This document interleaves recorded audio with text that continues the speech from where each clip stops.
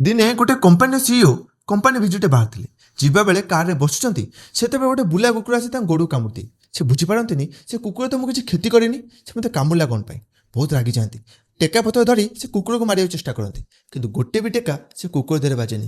କୁକୁର ସେଠୁ ଦୌଡ଼ି ପଳାଏ। କମ୍ପାନୀର ସିଇଓ ଏବେ ଯାଆନ୍ତି ମେଡ଼ିକାଲକୁ, ନିଜର ଟ୍ରିଟମେଣ୍ଟ କରାନ୍ତି। କମ୍ପାନୀରେ ଯାଇ ପହଞ୍ଚନ୍ତି। ରାଗ ତାଙ୍କର ଏବେ ବି ଥମି ନଥାଏ। କମ୍ପାନୀର ସବୁ ମ୍ୟାନେଜରମାନଙ୍କୁ ଡକାନ୍ତି, ଗୋଟେ ମିଟିଂ କରନ୍ତି। ସବୁ ରାଗ ସେ ମ୍ୟାନେଜରମାନଙ୍କ ଉପରେ ସୁଝେଇ ଦିଅନ୍ତି। ମ୍ୟାନେଜରମାନେ ମନ ଦୁଃଖରେ କ୍ୟାବିନ୍ ବାହାରକୁ ବାହାରନ୍ତି। ଆଉ ସବୁ ରାଗ ସିନିୟର ଏମ୍ପ୍ଲୟିମାନଙ୍କ ଉପରେ ସୁଝେଇ ଦିଅନ୍ତି। ସିନିୟର ଏମ୍ପ୍ଲୟିମାନେ ଏବେ ଜୁନିୟର ଏମ୍ପ୍ଲୟିମାନଙ୍କ ଉପରେ ରାଗ ସୁଝାନ୍ତି। ଜୁନିୟର ଏମ୍ପ୍ଲୟି ନୂଆ ନୂଆ ଜଏନ୍ କରିଥାନ୍ତି। ସେମାନେ ସବୁ ମିଶି ଗରିବ ଚପରାସିଟେ ଥିଲା, ତା ଉପରେ ରାଗ ସୁଝେଇ ଦିଅନ୍ତି। ସେ କମ୍ପାନୀର ସବୁଠୁ ନିମ୍ନ ଧରଣର କର୍ମଚାରୀ ଥିଲା। ସେ ଚପରାସିଟି କାନ୍ଦି କାନ୍ଦି ଘରକୁ ଫେରେ। ଫେରିଲା ବେଳେ ଟିକେ ବିଳମ୍ବ ହୋଇଯାଏ। ଘରେ ପହଞ୍ଚିଛି କି ନାହିଁ, ସ୍ତ୍ରୀ ତାପରେ ଗେରେ ଗେରେ ହେବା ଷ୍ଟାର୍ଟ କରେ। ତମେ ଏତେ ଲେଟ୍ କାହିଁ କଲ ଯେ, କ'ଣ କରୁଥିଲ? ସେ ବହୁତ ଚିଡ଼ିଯାଏ, ତା ସ୍ତ୍ରୀ ଉପରେ ଚିଲେଇ ଦିଏ। ସ୍ତ୍ରୀ ଏବେ ବୁଝିପାରେନି ମୋ ସ୍ୱାମୀଙ୍କର ଏତେ କେୟାର ନେଉଛି, ଏତେ ତାଙ୍କ କଥା ବୁଝୁଛି, ତାପରେ ବି ସେ ମୋ ଉପରେ ଚିଲଉଛନ୍ତି। ତାଙ୍କ ସ୍ତ୍ରୀ ରାଗିଯାଏ। ସେ ଛୋଟ ଛୁଆଟା ଉପରେ ରାଗ ସୁଝେଇ ଦିଅନ୍ତି। ସେ ଛୋଟ ଛୁଆଟି 8-10 ବର୍ଷର ଛୁଆ। ସେ କ'ଣ ବା ବୁଝିବ ମା କ'ଣ ପାଇଁ ରାଗିଛି। ସେ ରାଗିକି ଘରୁ ବାହାରକୁ ପଳାଏ। ବାହାରେ ବୁଲୁ ବୁଲୁ ଦେଖି ଗୋଟେ କୁକୁରଟେ ଶୋଇଛି।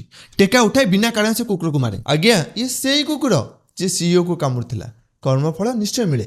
ଖରାପ କର୍ମଫଳ ତ ଥୁଆ ହୋଇଥାଏ, କିନ୍ତୁ ଏ ଟିକେ ବିଳମ୍ବରେ ମିଳେ। ଗୋଲ ଗୋଲ ବୁଲିକି ତୁମ ପାଖକୁ ଆସିପାରେ, କିନ୍ତୁ ମିଳିବା ନିଶ୍ଚୟ ଥାଏ। ଜୟ ଶ୍ରୀ ଜଗନ୍ନାଥ।